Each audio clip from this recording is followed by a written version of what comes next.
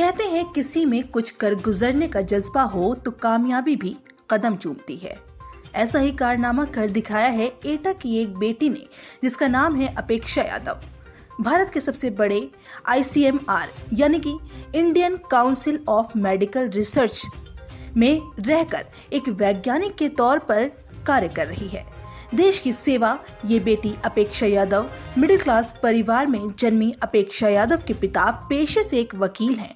अपेक्षा बचपन से ही पढ़ने में बहुत तेज थी। एटा से इंटर की पढ़ाई पूरी करने के बाद आगरा से ग्रेजुएशन, नोएडा से पोस्ट ग्रेजुएशन करने के बाद डॉक्टर बनी। पढ़ाई पूरी करने के बाद डिस्ट्रेशन वर्क मास्टर्स का एम्स में कंप्लीट किया। फार्माकोलॉजी से 2014 में इंडिया हेरिटेज सेंटर में जॉब के दौरान अपेक्षा ने ईरान में हुए सेमिनार को लेकर भारत को भी रिप्रेजेंट किया है। आज अपेक्षा एक वैज्ञानिक के तौर पर भारत के सबसे बड़े research centre Indian council of medical research में जॉब कर रही हैं और डायबिटीज को लेकर उनकी रिसर्च भी चल रही है, जिसको लेकर देश के गृह मंत्री अमित शाह और मध्य प्रदेश के मुख्यमंत्री शिवराज सिंह चौहान सहित कई मंत्रियों ने एटा की बेटी बनी साइंटिस्ट अपेक्षा यादव को बधाई देते हुए उनके उज्जवल भविष्य की कामना भी की है, जिसको लेकर एटा जनपद में लोगों को इस बेटी पर बड़ा ही गर्व महसूस होता है। वहीं भारत की ICMR रिसर्च सेंटर में उन्होंने कई कोरोना वैक्सीन बनाने पर सफलता भी हासिल की। एटा जनपद वासियों और उनके परिजनों को अपेक्षा पर गर्व है कि उनके द्वारा एटा जैसे जनपद से निकलकर देश के नंबर 1 रिसर्च सेंटर में एक वैज्ञानिक के तौर पर वो कार्य कर रही है। इसको लेकर उनके माता पिता भी काफी खुश हैं कि उनकी बेटी आज ICMR में बीमारियों पर रिसर्च कर देश की सेवा कर रही है।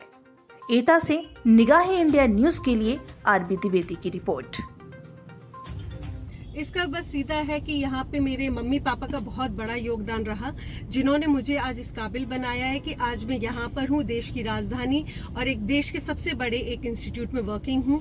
इसके लिए मेरे माँ बाप ने बहुत साथ दिया मेरा। हम एक छोटे शहर से बिलोंग करते हैं जहाँ हमेशा छोटी मोटी चीज़ें ऊंच नीच बहुत हुई कि कैसे पढ़ना है, कैसे जाना है, क्या करना है। तो मेरे माँ बाप का मार्गदर्शन इसमें बहुत काम आया है, उनकी मेहनत बहुत काम आई है जो उन्होंने, और उनके संस्कार बहुत काम आए हैं जो उन्होंने मुझे दिए, और आज आप लोगों के आगे रिजल्ट है।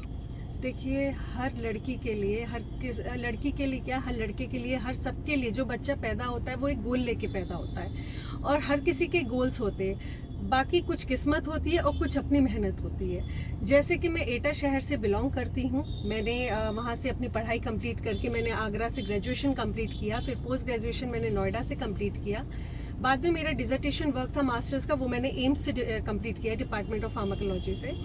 उसके बाद मैंने जॉब किया इंडिया हेरिटेज सेंटर, जहाँ मैंने अपने को वहाँ पे नॉन अलाइन मूवमेंट करके कंट्रीज़ का, नॉन डेवलपिंग कंट्रीज़ के वर्किंग था, जिसके दौरान मैंने वहाँ पे ईरान में एक हुआ था हमारा बड़ा सेमिनार।